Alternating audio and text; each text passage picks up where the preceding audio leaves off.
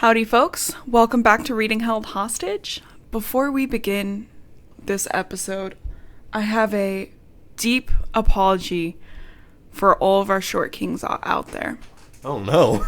What? I didn't know we were attacking the short kings this episode. I attacked them last episode because I included Hugh Jackman and John Cena in the short king vibes because they give off short king energy. Yeah. So I'd like to apologize to short kings by saying that these two people who are 6'3" and 6'1" respectively were in your community. They are not. Hugh Jackman is somehow 6'3". Jesus. Despite giving off fucking immense short king energy, which is a positive. I am all for short kings. Yeah. I think it's his role in Wolverine. They try to make him shorter for that because Wolverine in the comic books is like 5'2", I think. Taller than Prince still. But Prince is a bad person, by the way. I'm just going to put that out there. John Cena being 6'1" also gives off short king energy in all the good ways. Mm-hmm. So my deepest regrets and apologies to the community of short kings, because you do not have these and kings. Hugh Jackman. Huge Jackman. That's what I typically call him. Who's? I know you're listening right now, man. You're one of our 10 listeners. I love you. It does say on Anchor, Hugh Jackman did listen this episode. I love you, John Cena. If I could see you, I bet you'd be really cool. Maybe that's why I got your height wrong. I saw him once. How could you see him? But no, I went. Do you remember? I went to the Teen Choice Awards, the Nickelodeon Teen Choice Awards when I was, I think, 17. Or no, I was 16. Yeah, when we just got together because I was 14. Yeah. No, not that weird. But yeah, I went there. He was sitting in I was sitting in the stadium seats, and he was on the floor seats. Dude took up the half a seat next to him. Yeah. They just had folding chairs lined up. Yeah. And he was in I think he's married. His wife, he's married. Yeah. His wife was next to him, and then no seat over here, and he was overlapping that seat completely. That reminds me of when we flew home from Mexico. I had Justin. We luckily got what are they called? Emergency exit rows. Yeah. But it didn't matter because Justin, how wide would you say your shoulders are? I'll get a measuring tape. Let's figure this out. No, they're pretty wide. He's a big boy. He's a power lifter, big boy. And then I was like, okay, that sucks. I'm used to kind of squinching. Living with it, yeah. I'm like a normal sized woman. I'm big too. I'm 5'8". And this motherfucker who sits next to us is a military man who's just as big as Justin. So I'm sitting there for our 3-hour flight. You mean a little smaller because I'm the biggest guy you've ever seen? Yeah. So I'm sitting there between these two gigantic gentlemen while the guy next to me falls asleep watching the new Spider-Man movie. And I finished the last 30 minutes. That's the first time and only time you've seen the Spider-Man movie. Also, Bruno wants to join us.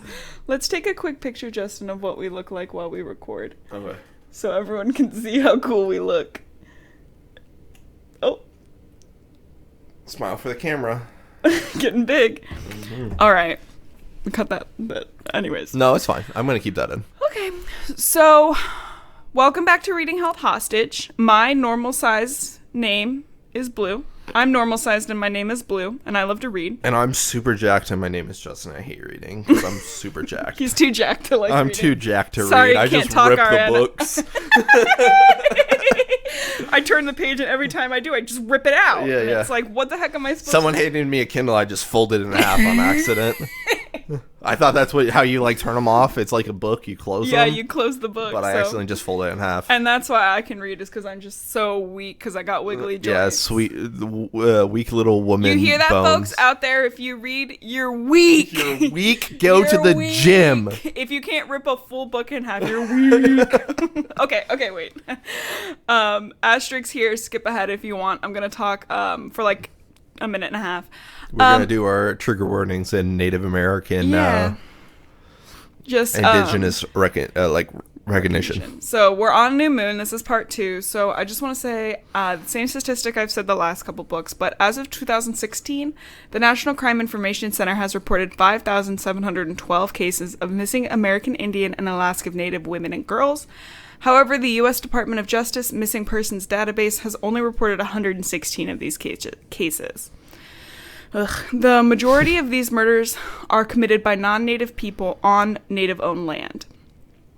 You can join the movement. We have these links in our bio, or in our show notes, going to Native Hope, which is a community that helps about that, or the website called Missing and Murdered Indigenous People. Learn as much as you can. You can also go to the Burke Museum website to learn specifically about the Quileute tribe versus the portrayal of the book here in New Moon and Twilight. Okay, now back to the funnies. Well, no, wait, okay, one sec. Okay, just kidding. I have one more series. The crimes done on Indigenous land by non-Indigenous people is one of the biggest issues that Indigenous people face. Like, I mean, they have a lot of issues. Mostly caused by us. Mostly 90% us. Mm-hmm.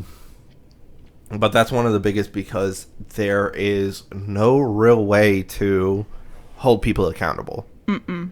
I know my I don't know much about this. My brother knows a lot more. He is studying law. Not to brag. Not to brag. But the amount of things that happen to Indigenous people on Indigenous land, and then they cannot use the law system to hold people accountable the way we can, is horrific. And even when they do, it doesn't turn out. No, it because their tribal land is considered a federal land. Mm-hmm. So then for any small crime that is committed by someone not in the tribe, they have to go to a federal level. Mm-hmm. And federal courts just don't want to deal with it. Nope. And they got bigger fish to fry. Yeah. It's horrible and definitely needs some maneuvering. Needs fixing. Needs some plowing down and bring it back up. Yeah. Okay, now jokes. Funnies. Now we're doing jokes. Jokey joke. All right. So, Justin, do you remember what we talked about last time around? So behind the scenes, I know you hate it when I put those scenes down. Put the fourth wall back up. We have not recorded, so we build did that wall. Oh no. More specifically, the fourth wall that Justin's breaking. Keep going. So we released Tuesday of this week. Mm-hmm. We're recording now Sunday. Dude, it's literally Saturday. Fuck. Okay, I'm bad at the days of the week. But we haven't recorded since like 2 weeks ago, I think. Yeah. Like we stockpiled a little bit and then just kind of fell off. You can tell because of all the rust we have. Yeah. So if you hear squeaking in the background, sorry, that's... Oh, please. So what happened last time around, Edward left Bella in kind of like an Old Yeller type vibe, or Call of the Wild, like, get out of here, go on. Get out of here. And then Homegirl was depressed for 4 months. And then Jacob casually picked up a 250-pound motorcycle out of a truck. Yep. They went and saw that zombie movie. And then... Do we know what Jacob is yet? I mean, our bikes... We just got some bikes. Thanks. We just got some bikes. And they're hard to pick up. Like, they're not easy to... Like, definitely can just pick them up. Yeah. But it's still hard. Well, you mean like actual bikes, not like a motorcycle. But those things only weigh probably like 20 pounds max, and probably more like 10. They're just weird to like maneuver. Yeah, it's a weird. It's like lifting up a couch. Yeah, it's like couches like don't weigh that much in the grand scheme of things. Mm-hmm. But it's fucking like if you had an empty cardboard box the size of a couch, you'd struggle to pick it up. Yeah. Well. But lifting up a whole motorcycle out of a truck, that's impressive. Yeah, he's big, strong. A little supernatural. Supernatural doesn't have like the show didn't have a song. Anyways, okay, we gotta go because I want to know. It was Wayward Son, wasn't it? It wasn't official. I know too much because my brother watches it so much. He still watches it. He stopped. No, he was still watching it pretty recently. We're outing him. Yeah. As a Supernatural viewer. Supernatural viewer. We're on to you. Which is bad. Which is a bad thing. You're bad. Okay. Bad boy. So we're starting today on chapter 7, and hopefully we'll get through a lot. Okay. Bella is still kind of spiraling. She drives to the Cullen house for no good reason, just to be continuously depressed, and sees that everything is overgrown and uncared for, and she's like, why am I doing this? It's not healthy. And it's like, okay, then don't do it. You don't have to. Were they doing their own yard work? Must have been. At night, probably. Yeah. Night yard work. I guess they don't have anything else to do, really. No. Who do you think's doing the yard work? It's kind of giving me Alice and Esme vibes. Alice and Esme? And maybe Emmett. I kind of feel like Emmett would really care about the lawn. I don't know any of the characters well enough. I feel like Emmett's doing it. Okay. Just by himself, just out there, like... He's Is that the one... He's the jacked guy. No, that acts really weird and is quiet. No, that's Jasper. I think Jasper's doing it. He's out there by himself. Jasper's the Confederate. Yeah. Okay. He's out there by himself. Like... Vibing. Yeah. Vibing, doing the yard work. Okay. I can see that. She starts to have a panic attack. She has a lot of panic attacks. And she wants to go see Jacob, and she kind of realized that she has like another addiction to him, kind of the same way, but different, that she had to Edward. It's a replacement. Yeah. It's like when you quit smoking or something, you need something to continue that oral fixation, and it might not be unhealthy to chew gum, but your body is used to that, and that's what you need. Yeah. She goes to Jacob. They get uncomfortably flirty, but she's just being friendly, and she's like, he wonders like, will you hang out with me if I didn't have to do these bikes? And she's like, yeah, I would hang out with you even if the bikes didn't work or we were done. Like, actually, speaking on that, she goes, we should probably be a little responsible and do homework twice a week at least. You know, we shouldn't be falling behind. What is the age of Jacob? He is 16 at this point. 16. That's a lot less weird of an age gap, honestly. 16 and 18? Yeah. Than 104 and 18? Yes. By a lot. By like 100 and something years. Yeah, by like anything more than 2 years. At school the next day, Mike invites her to a movie, and he's like, it doesn't have to be a date if you don't want to, which is like good for him for recognizing that and seeing that. Oh. Can we talk about Mutombo? Mutombo? The basketball player that we saw a stand-up thing on? Later. Okay.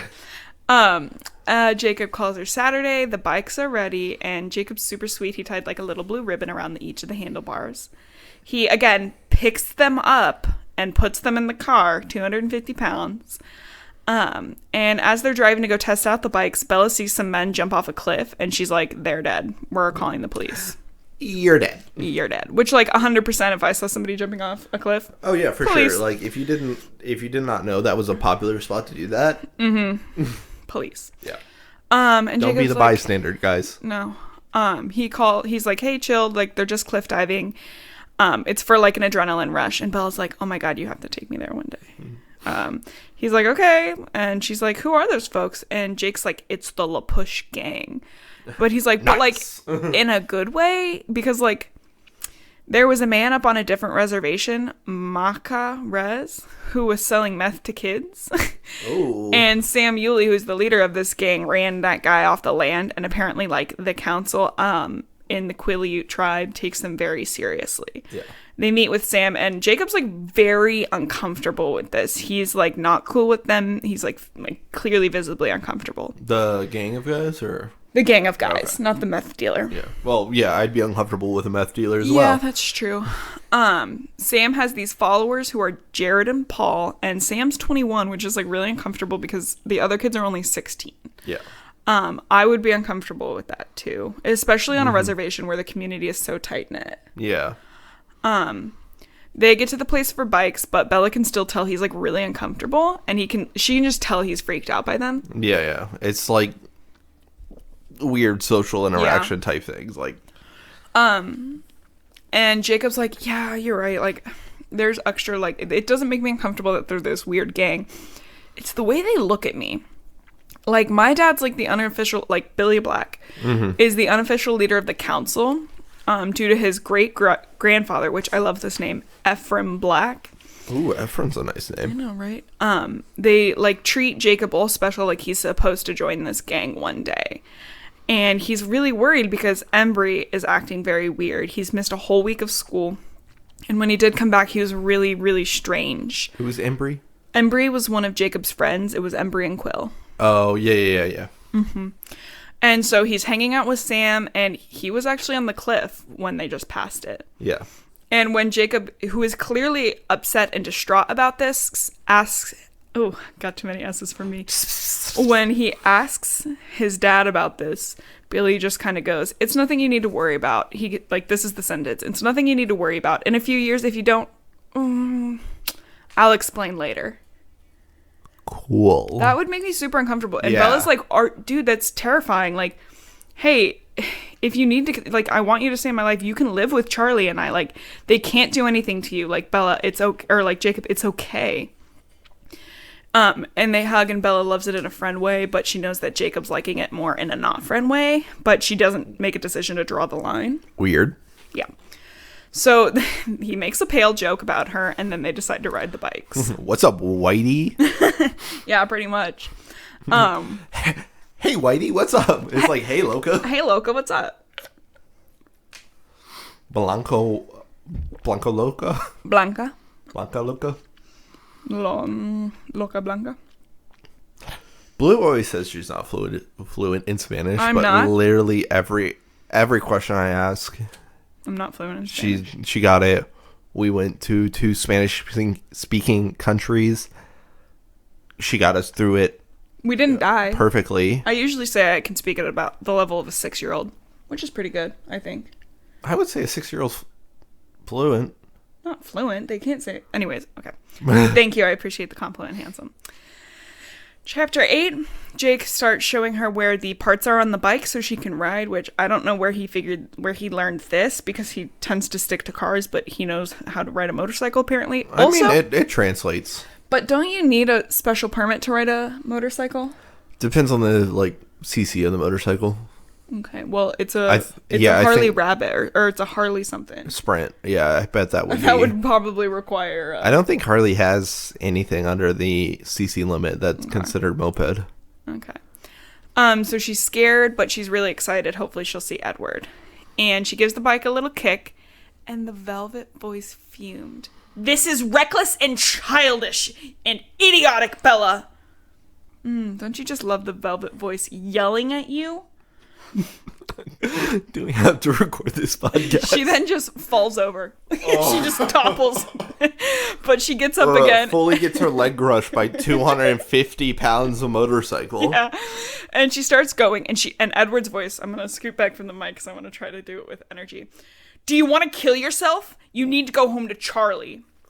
And she actually starts going pretty fast. What's the 3 number for the hotline? 988. The National Suicide Hotline is 988.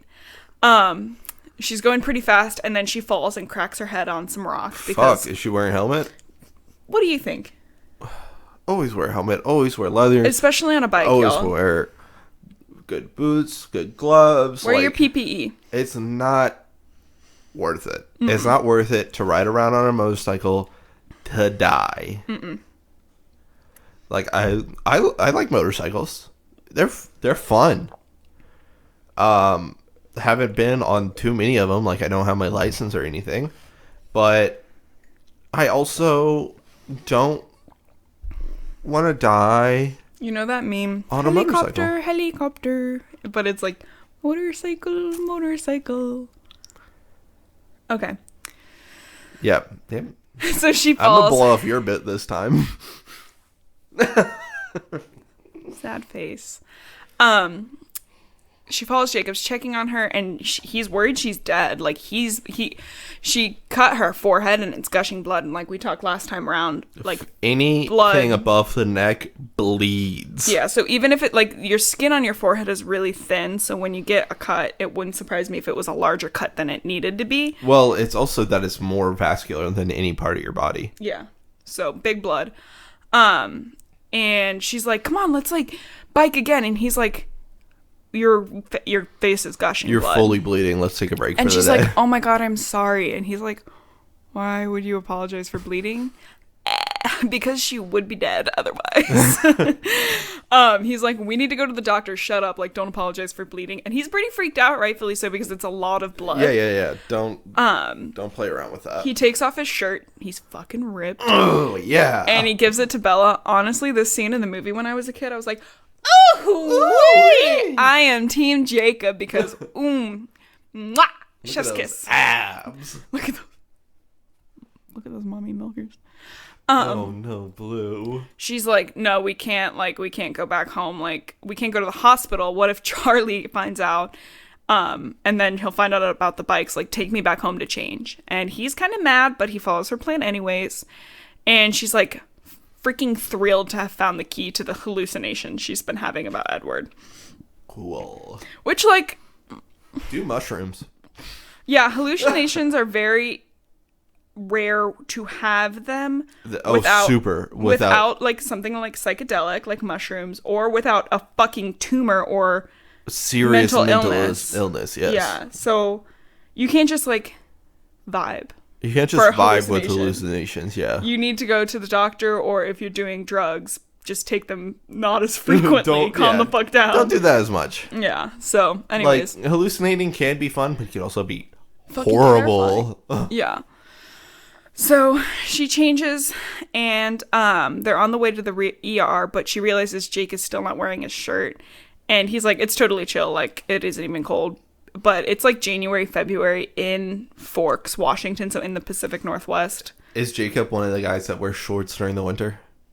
He seems to be, because he's like, I'm not even cold. I'm not even cold. Freezing. It's not even a big deal. Yeah. I mean, there is snow literally in my leg hair. Not cold. Not cold. No, it's fine. No, it's fine. It's fine. It's good. I'm really tough. I'm really tough. Just because your tiny little beta disposition can't handle your little beta stamina can't get you through a little bit of frozen hair on your legs. I run more. Yeah, I run more than you. Okay. She just stares at him, looking at his muscles and his pretty skin color that makes her jealous. Oof. And then she calls him beautiful, because honestly, like, he is very beautiful. Taylor Lautner's very beautiful too. But Jacob in the book is described as, like, you know, the thing every man wanted to be before they realize, like, what muscle actually means. Yeah. The male man. Gaze. Yeah, pretty much. Male gaze. He is what the male, like, he's growing. He's 6'5" at this point. Probably weighs what? Because he's lithe. He's very thin. He doesn't have a lot of muscle, but you can tell that he's got muscle. Yeah. So he probably weighs 250 at 6'5". I got a male gaze for the male gaze, if you know what I'm talking about. Hey, babe. Yeah? That's gay. Yeah. That's gaze. The male gaze. Like, gay isn't homoerotic. Guys, it's okay. We're not straight people. I promise. Yikes. So after 7 stitches, which is a lot of stitches. Any stitches is a lot of stitches. That's a good amount of stitches. She returns to home. And Charlie believes her story about falling in Jake's garage. And her story was she fell in his garage and fell on a hammer. Bruh. I'm sorry. If you're clumsy and you're, like, there is clumsiness and then there's 7 stitches consistently. Yeah. Like, also, if you fall on a hammer, you're going to have a fracture. Yeah. You're going to have a fracture before you have 7 stitches. Yeah. So Charlie's, like, worried. He's like, oh my God, like, stay out of that garage. I don't want you going back there. And she's like, oh, shit. She's like, oh no, like, I was actually hiking. And he's like, well, I don't want you to hike either. There's that big bear out there. Like, don't do that, please. Like, he's just taking care of her. I love Charlie.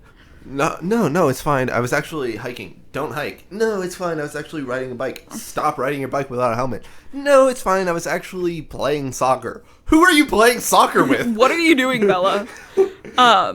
she's hanging out with Jake the next couple of days, and he wants her off the bikes for a bit. And she realizes, like, there might be another way to see Edward. She could find his special place in the forest. You remember that? Yeah, the where meadow. He threw the temper tantrum, yeah. I'm so strong. I'm so good at hunting people.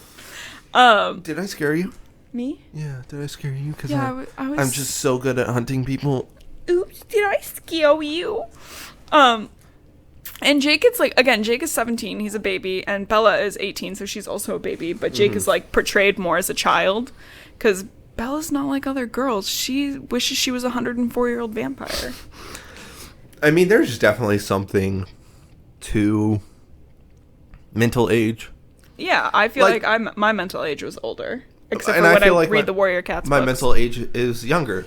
But also, you can't disregard physical age. No, he's still 16. He's still 16. Just because he looks like... It takes a lot to get muscle. A 30-year-old man? Literally. Just because he looks like a 30-year-old man who's been lifting his whole life. Because he gets, like, really excited. Because, like, Bella's like, I don't remember where this spot is. And Jake's like, oh my god, we can get a compass. We can use a grid pattern. We can hike all the time. We can find this. It'll be awesome. Charlie doesn't want her hiking. No, he doesn't. But before their hike, they talk about that because Jake and Billy are joking about this super bear. And Bella's like, well, I'll only have to run faster than Jake to outrun it, which is like... That's people have gone missing. No, but that's a common joke. Yeah, but again, people have gone missing. Yeah, that's a bad joke, but I've definitely heard it multiple times before. They're hiking and having a good time before Bella asks about Embry. He's still with Sam, and Jake is really upset about it. During this hike, they didn't find this place, but Jake is ready to keep looking, and that's where we're going to start Chapter 9. So, Chapter 9, she starts getting back into the swing of things and realizes she's not miserable anymore, which is probably an awesome feeling when you're depressed. Yeah, for sure. She realizes it's Valentine's Day, so we're in February now, and Jake gives her a little box of chocolates, or hearts, and she gets real uncomfortable. Yeah. And she says... Hey, I'm going to the movies on Friday. Why don't you come with me? It's going to be my lunch crowd. And why don't you invite Quill? And he's really excited. He's like, senior girls. Weird. Yeah. She asks Mike in school and and she emphasizes group to see the movie it's a bloody movie called Crosshairs. I would love to go on a date with you. Would you like to go see a movie? As a group? Yeah, just you and me, like a group of just the two of us. No. I want a group of literally all of our friends. So they actually do invite all their friends, but everybody ends up skipping out. Some were busy, some end up with the flu. I definitely feel like in real world, that was a Mike move. He was just like, can you not show up? Yeah. But when she gets home, Jake is there and he's got the rabbit, which is the car he finished. He finally finished it. Oh. Yeah, and I was like, where did he get this rabbit He's just got a from? rabbit for Bella. Never give people pets. And he's ready to give it a ride. Mike shows up and Jake and him get in a little bitch baby alpha fight because Jake was like, oh, was Mike the guy who thought he was your boyfriend, Bella? Not in front of Mike, luckily, but Bella goes to Jake very clearly, sometimes people are hard to discourage. And his response is that sometimes persistent pays off. No. I love the thing where it's that. like, where a couple is like, yeah, I just kind of wore her down. Ugh, don't you love when the person who loved you most was wore down to even give you a chance? Yeah. Just sounds so romantic. It's so fucking creepy, dude. It's literally so creepy. Like, you're 3 inches away from harassment. Yeah. Like, you're right on the line. Literally. So Jake drives them to the movie in the rabbit, which is a car, not an animal. And Mike's a little pissy, but then Mike decides instead of being pissy, he's going to be overly flirtatious. Ooh. So everybody ended up skipping out on the movie. And by that, I mean, ew. Yeah, not ooh, more like ew. He's like, hey, can we listen to some music? And Jake's like, Bella doesn't like music because, again, she's not like other girls. Not like other girls. I like to sit in silence. And Bella's like, how do you even know that about me? But when they get to the movie, Jake's like, here's some money, go buy my ticket. And she's like, why? Because Jake's fucking too young to see this movie. The movie's really bloody, but, like, Jake and her get a good laugh out of, like, the clearly not real stuff. Like, oh, there's no way that would have done that. And both boys kind of have their hand, like, on the side of their sitting spot. What's a chair? Their sit spot. Yeah, the armrest with their hand, like, kind of outturned for, like, hand holding. Then maybe hold my hand, please. Come on, you stupid bitch. Pick one of us. But she ends up, like, not picking either and just crosses her arms. And Mike ends up getting sick with the stomach flu. But during this time, Jake ends up blurring more lines. And they, like, talk about it. And he's like, I know you just like me as a friend, but I'm ready to be annoyingly persistent. And I'm like, I'm not going to stop. He's clear. He's like, I really want to be with you as more than a friend. And she is also clear that I'm not going to change and that is not going to happen. Yeah. And he gets all whiny, which I think good for both of them for setting out their intentions very clearly. I thought Bella had been clear the whole time. Yeah, but the thing is, like, clear with intentions and then, like, with their boundaries, physical, yeah. Boundaries trump intentions. Yeah. So I think Bella was letting the lines get a little, like striped out. Yeah. But Jake had been clear from point one that he was interested in Bella as more than just a friend. Yeah. He gets all bitchy, and he's like, it's the other one, isn't it? So he doesn't say Edward by Edward's name. She's like, yes. And he says that he can live with her as she is. Which is not true, because then he grabs her hand, like, to hold hands in a romantic way, which is like, you literally just said. Anyways. His hand is really warm, and he sees the bite mark James gave her last summer, because she has a bite mark on her hand. Yeah. And it's cold. She's worried about Jake, because how could he still have the lines blurred? And she's, like, just being nice with him, but she knows that, like, the only reason she wants to hang out with him is for selfish reasons, because he makes her happy. But she's a vacant house, and she's condemned, uninhabitable. It's kind of giving me Mormon vibes. I hate that so much. You're not condemned and uninhabitable because you got your heart broken, or because you have sex with so many people. Like, that's just not a thing. And then she goes, like, I'm getting better a little at a time, but no amount of investment would put her into a working order again. You're not a fucking house, Bella. You're a human being. I hate this so much. This is all her internalized thoughts. Like, girl, go to therapy. Put some makeup on. Don't put some makeup on. Feel who you are. Figure out who you are. You don't have to be dating somebody just to be a human being. She's a woman, so she kind of has to be. It just gets me so upset.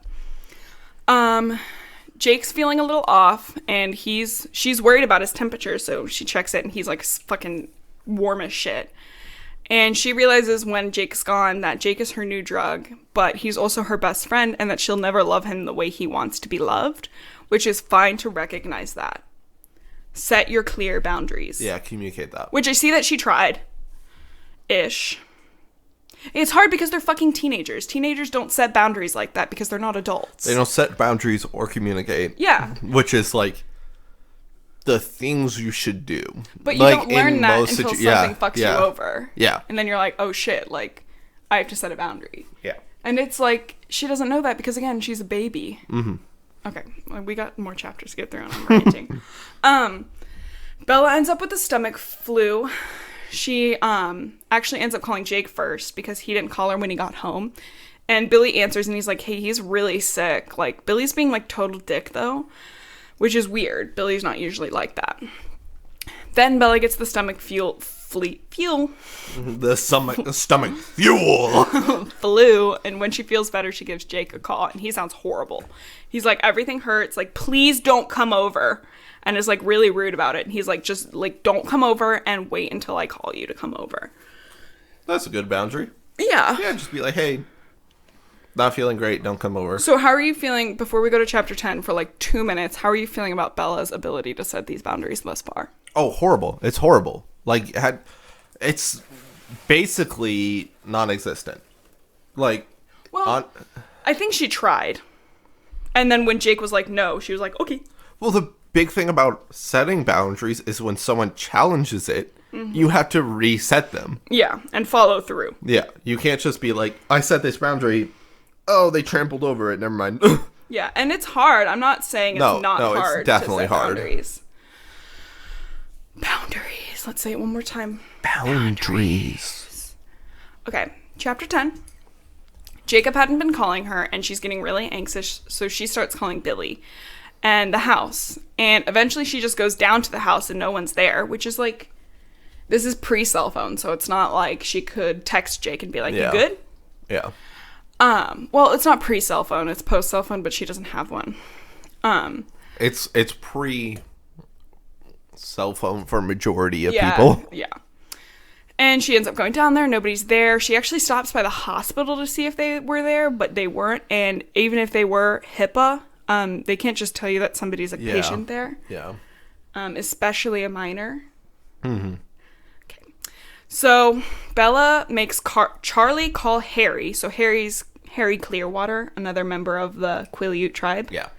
And Charlie and him are talking, and she can tell like something's up. Something's wrong because Harry had been to the hospital for some heart tests, and she's like, what's up with that? But Harry said Jacob went to the doctor and has mononucleosis, so there's no visitors. Yeah. Mono is a hard one. Yeah, that's a serious. Yeah. But Charlie's like really worried about Harry, like clearly something's off. Oh yeah, it's his bud. Yeah, and he went to the doctor for heart tests. And that's... people of color and notoriously Native Americans have a high risk of heart disease, stuff like diabetes, things like that. Just because their living conditions aren't usually the bestest in the whole world, because folks like the U.S. government have kind of went, fuck you. U.S. government, every state government. Yeah, so that's actually, Billy is... he is paralyzed due to complications from diabetes. Oh, that's horrible. Yeah, so I can see why being really worried about Harry and his heart test. Yeah. Like, that's not good.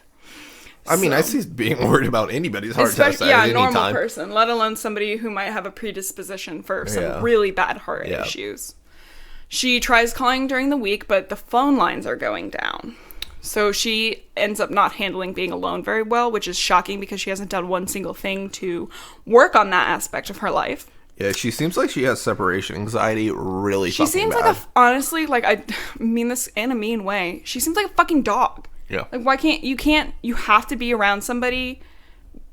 I'm trying to say it's like parasitical, her happiness, where it's like... Yeah, like, she's like a fucking parasite. Mm-hmm. She needs Jacob, Edward, somebody there to make her feel like she's worth something. Yeah. Which, some people have that issue. That's fine. But girl, again, go to therapy. You are worth more than these people being in your life. Now, she probably has not recognized it, but once you recognize an issue of yourself, you gotta address... Like, the thing is, she has recognized it. Oh, well, because she's been like, Jacob's my new drug. Yeah. Girl, you can't just go from meth to heroin and be like, this is good. Yeah, I'm done with meth. Yeah, I'm finished with meth. I'm way better. I'm sober and then meth. Doing heroin. Yeah. So that really pisses me off that she has to have somebody in her life that equates to her being a good person. Yeah. That frustrates me because I love you. I love being near you. Mm-hmm. But when you go away... I'm not dead inside. I don't become less than what I am. Yeah. You're more than what you are with me. Not so less than. Yeah. It fucking really pisses me off. Blue doesn't like to be... Blue, you do struggle with some, like, dependency. Yeah. Like, not dependency issues of where, like, you need to be dependent on someone, where you feel like you don't want to be dependent on people. I don't want to be dependent on somebody because this is what happens. Yeah. And it pisses me off.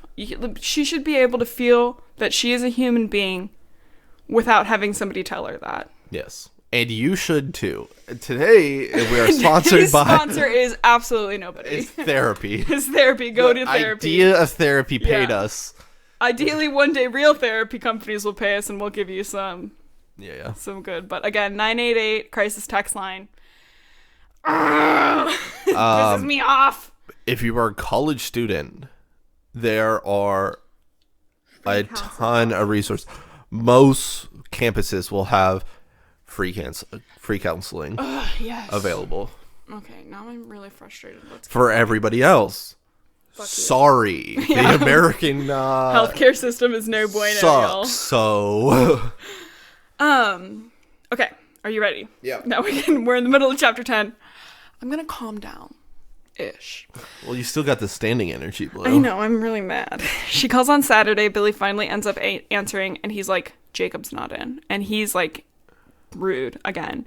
He's feeling better, but he's ending up giving some friends a ride up to the movies, and he'll be out all day. And she's sad because that means Jacob didn't call her. Billy rushes her off the phone, and Charlie can tell like something's up with Bella. But Charlie is going fishing. Gone fishing, am I right? Yeah. And fish fear me, women want me. Not Charlie, really, though. Although he did never get over Renee. Yeah. Does he have any suitors through the books at all? Eventually. Yeah. Mm-hmm. He does get remarried. Charlie gets some hoes? What, no concubines? What, no maidens? He's worried about her getting mopey again, which is depression. Cool. But she's like, I'll call Jessica, like, don't worry. And Charlie's like, good, like, don't go in the woods. There is more bear trouble. We're missing hikers. Bella immediately decides to go hiking. I'm running into the woods as you say that. To find the spot that her and Jake had been looking for so long. And she realizes she's, like, going really fast. Like, it's been, like, 4 miles, and it didn't feel like anything. She's fast as fuck, boy. And she's off trail. Like, she's not on a trail, so that's actually pretty impressive, honestly. Yeah. I mean, I'd be dead. Yeah. But then she, like, kind of, like, realizes, and then she just steps into the clearing. Dun, dun, dun. And she realizes she finally found it, and she's really glad she's alone and not with Jake. But then as she's kind of realizing it, another figure steps out from the trees. Bum, bum, bum. Who do you think it is? Is it Name one Mr. Cruz himself? Florida, actually. It's Florida. Oh, shit. I didn't know Florida was in this book. No, well, her mom lives in Florida, so. That's true. Yeah. It's she was like, Laurent. hey, go see my friend. It's Laurent, Justin. Oh. Laurent is not French. Fuck. Nobody in this book is French right now. Justin thinks Carlisle's French. He cannot get it out of his head. He's French, sorry. He's not. He's French. It takes her a moment to realize that it's Laurent, but he's, like, also really confused. He's like, yeah, I kind of came back round here. The calm place was empty, and I thought they'd left. It's, like, kind of weird that they left you behind, Bella, since you're a pet of theirs. Stinky's in trouble right now. He's playing with the curtains, and it's really fucking loud. And Blue's over and just like, God, knock it off, you stinky boy. Special guest, handsome stinky boy, joining us on the podcast. Oh no, I don't want that.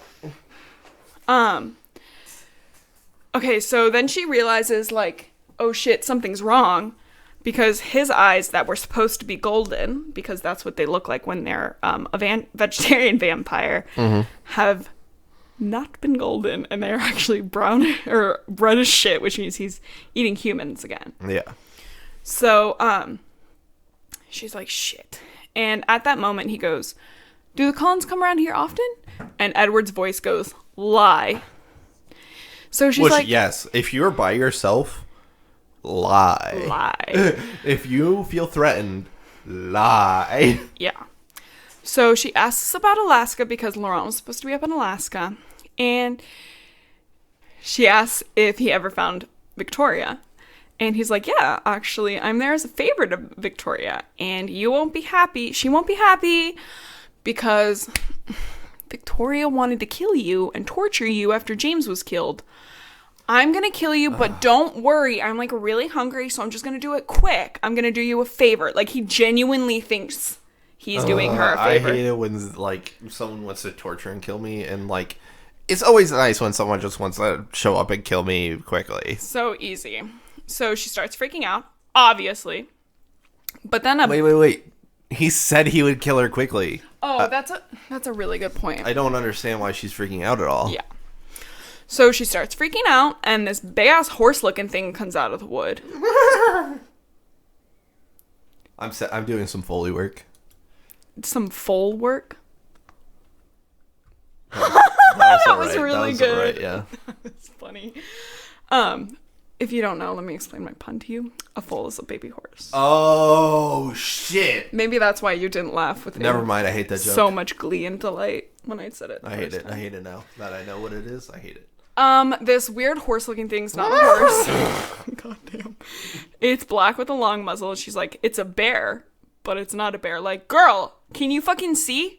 It's a fucking wolf. It's a big wolf. Literally. Do you know what happens when I see a big dog? I go, Is that a horse? That couldn't be a dog. It's too big. Irish wolfhound? Good try. More like horse. More like small horse. When I see a chihuahua, I go, that can't be a dog. That's a rat. That has to be a rat. That's a rat if I've ever seen one. But it's clearly a wolf. Medium-sized dog? That's a dog. That's a dog. That's a dog. I don't know. Slightly bigger than medium-sized dog? Could be a horse. Could be a deer. How could you tell? Could be a deer. How are you going to tell? Any identifying features like the ears, snout, tail? But what if it's a deer? Oh, deers have those same features. I hate when I see a dog with antlers. Mm-hmm, yeah, that fucking confuses the shit out of me. It confuses the shit out of me. Especially what if it's a really big horse, deer, wolf, dog. I got confused. And this wolf is followed by 4 more wolf, and this rusty brown one stares at her. 4 more horses? Did I say horses? No. Oh, God, don't confuse me. I can't. They're really big, so they might be horses. They could be horses. And she realizes, like, their eyes are a lot more intelligent than they should be. And then Laurent fucking books it, and these horse wolves follow him. Got to go. And Bella makes her first real human response in all of this time because she starts fucking crying and freaking out. She's like, why did Laurent run? But then she's like, oh shit, I should run. Yeah, if you see a wolf the size of a bear. No, it's the size of a horse. Oh, okay. Well, actually, probably don't run. They probably have a pretty big gait. Yeah, pretty strong prey drive. Mm-hmm. Big. Act big. Yeah, act big. I don't know. Don't take my wilderness advice. Do your own research. Folks. Yeah, I don't know. So she gets back to the car and she goes home and she's clearly freaked out. Charlie gives her a hug. Yeah, that'd be fucking terrifying. Yeah, and she's like, I saw the bear. It's not a bear. It's 5 big wolves. They could be horses. Bella is not sure. No, I'm kidding. She's for sure they're wolves. They're like giant wolves and they go... But because he's a good dad, she's like, hey, calm down. But she goes to bed and she becomes like ill because obviously Victoria's hunting her, which that means that Charlie will also be in danger and there's nothing she can do. Like, actively hunting her? Like, she's like after her or just like she's most likely gonna try to kill her? Most likely, because Laurent was like, I came here as a favor. He's like scoping the place out first. Hey, either way, terrifying. Yeah, I don't want anybody to pretend to kill or try to kill me. Yeah, even get close to that. No thanks. Ideally, that'll never happen. Ideally, no murder. No thanks. No murder for me. Okay, I think we'll only have time for one more chapter. One more chippy chap. Which we're going really slow this Yeah, we are. Each morning she wakes up and is happy and surprised to be alive and that Charlie's okay too. But it's been another whole week since Jacob has not called her. It's nothing like the fear of death to keep you happy that you're alive. True. And she misses Jacob a lot, so she becomes absolutely obsessed one day, and she ends up calling him every half hour until 11 p.m. with no answer. Dude, that's how you lose bitches. Like, you can't concubines. You can't be calling your bitches every 30 minutes. From what I've learned from Andrew Tate. Oh, no, Blue. Females don't want any attention and aren't worth anything, so thoughts? I'm editing that out. That's too cringe. She does become worried that if she goes to La Puss, which she really wants... La Puss? La Push. She might end up... No, La Puss! I'm gonna keep going. She might bring Victoria there and lose Jacob too. I'm gonna try to get my way into La Puss. Oh my god, shut up. If you edit out my Andrew Tate joke, edit that out too. One day she realizes, it just like pops into her head, she realizes what's going on with Jacob. He's joined Sam Yuli's cult, and she decides she has to tell Charlie because maybe the police should be involved. Cool. If minorities are grouping, call the police. Yeah, literally. It's literally only 5 of them too. So she's like, I'm worried about this. I think like Jacob was like really scared. Like I'm worried something's wrong. And Charlie's like, are you sure? Like Sam Yuli's a really good kid. Like what is going on? I'm not sure I can take this extra stress because 2 other tourists have gone missing and the wolf problem is out of hand. He's like, please don't worry about Jacob. Go ahead. Yeah. Do you think it's just well, Jacob in them's not killing people. It's just the werewolves are not. Dude, spoilies. You have to edit that out. What? We don't know they're werewolves yet. Oh yeah. Can you bleep that? No one knows they're werewolves. People haven't read these books. Okay. So it's literally just La Push and Victoria killing people. It's not. Well, yeah. She's worried. I'm extrapolating. I did like. They don't. Strap. I'm strapped up. Yeah, that is an adequate conclusion to come to based on the knowledge we have. Yeah, now. It's Jacob and his buds don't just go around killing people for no reason. No comment. No comment? We'll learn soon. Okay. So, she calls Billy anyways after Charlie was like, I can't handle this right now. People are actually going missing. And she tricks Billy into telling her that Jacob is with Embry, who she knows for a fact is part of Sam cult. Yeah. So she ends up getting really mad.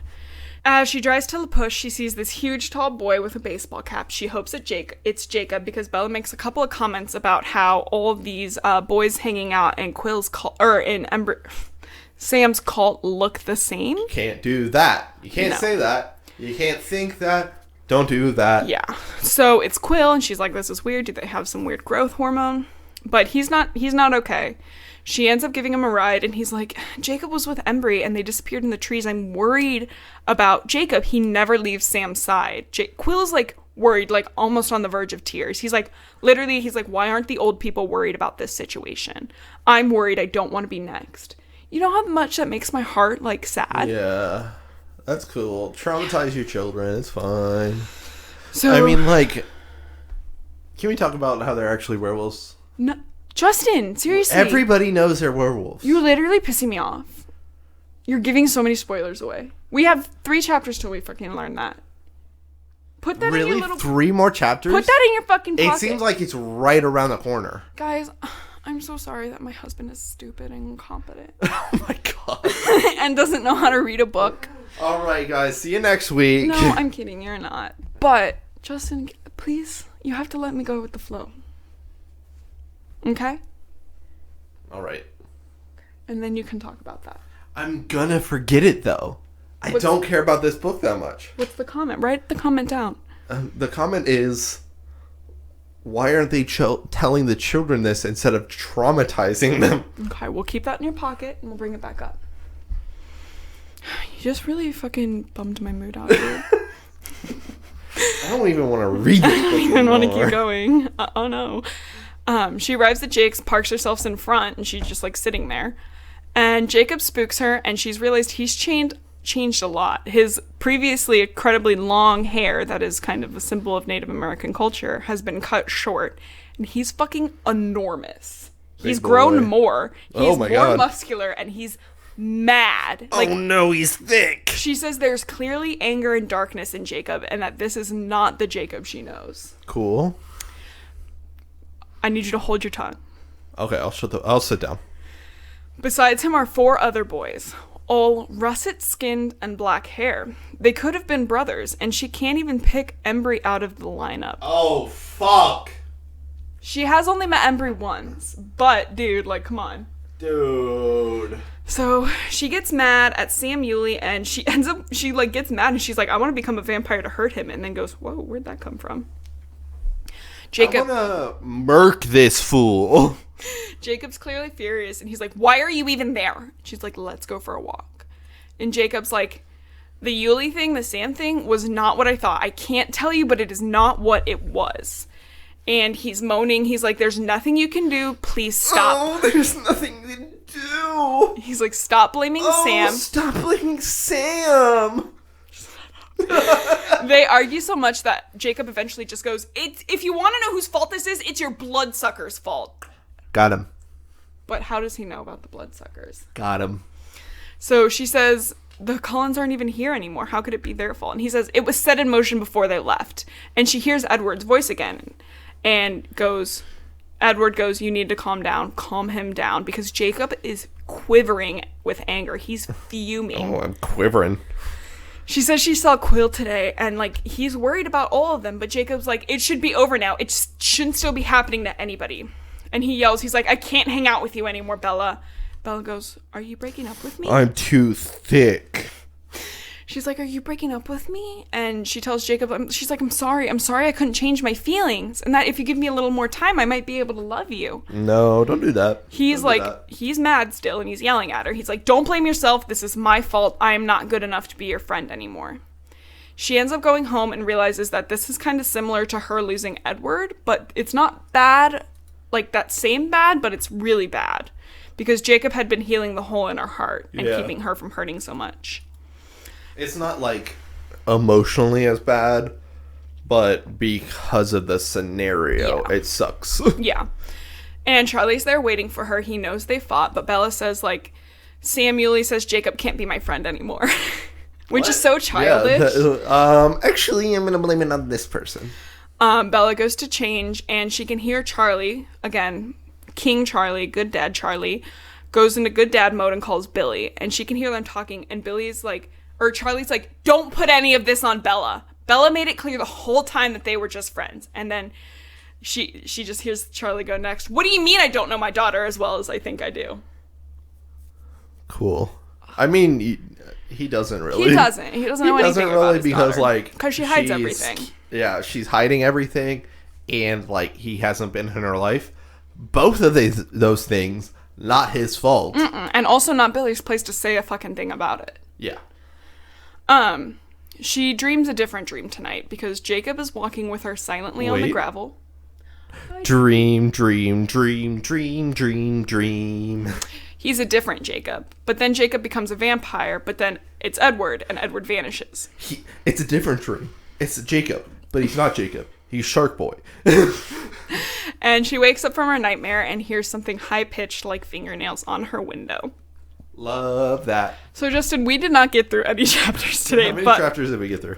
7, 8, 9, 10, 11, 5. Oh, good finger method right there. Well, we typically like to get through 6, so that's not as bad as I thought it was. So, how are you feeling? I feel like this book is bad. Okay. Any other comments? This book is not good. Okay. One more? Yeah. Book is bad and not good. Book bad, not good. Okay. Well, for all that constructive criticism, I greatly appreciate it. It sucks. And I want to tell everybody, thank you so much for listening to Reading Held Hostage. My name's Blue. I really love to read. And my name's Justin, and I do not like to read. Yeah, this is going to be our Tuesday episode, so join us on Thursday to finish it up. I want to say follow us on Twitter at Reading Hostage. We're actually going to post that picture we took during the middle of this. I'm so buff. Yeah, you're super buff. Subscribe and follow us on YouTube at Reading Held Hostage. Shoot us over an email. Let us know what you want us to read at readingheldhostage@gmail.com. Yep. YouTube comes out at the same time. Everything comes out at the same time. Mm-hmm. Actually, if you want to be really honest about it, Apple does come out 1 minute before Spotify. Son of a bitch. And here I've been on Spotify waiting that extra minute. Yeah. This whole time? The whole time. 0 stars. 0 stars. Turn on your post notifications, Spotify, Apple, all those places. We want to fill your notification tray with Reading Held Hostage. Mm-hmm. Don't forget to leave us a review on both. You can now leave ones on Spotify and Apple Podcasts. And YouTube. Oh, and YouTube, you're right. Thumbs up, baby. Our only rules are it's either a 0 or 5. Or thumbs up. 0, 5, or a thumbs up. No thumbs down. No thumbs down. We only appreciate... Actually, we don't give us any criticism. Sorry. Yeah. If you want to criticize us, maybe write it on a little post-it note and burn it. We're kidding. Let us know what you think we can do better. Were you going to say shove it up your ass? I was. But then I was like, no, that's too mean. Because I do want constructive criticism. I want to grow and get better. But if you make me cry, I'll be really mad and upset. If you make me cry, shove it up your ass. Yeah, so. Thank you folks so much for listening to Reading Held Hostage. We will see you next Thursday. Maybe. Thursday. Hopefully. Yeah, definitely. See ya.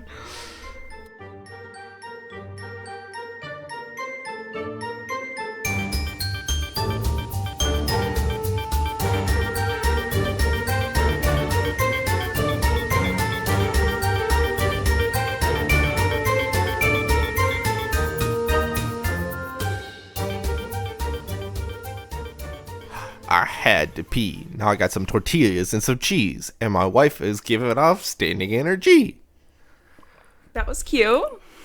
Do you want to click the button? Oh, wait, no, give me that. No, oh, I wanted that Naba cheese. Oh, Naba cheese. Naba cheese for the wife. Okay. Blue, I clicked it. Blue, stop munching it.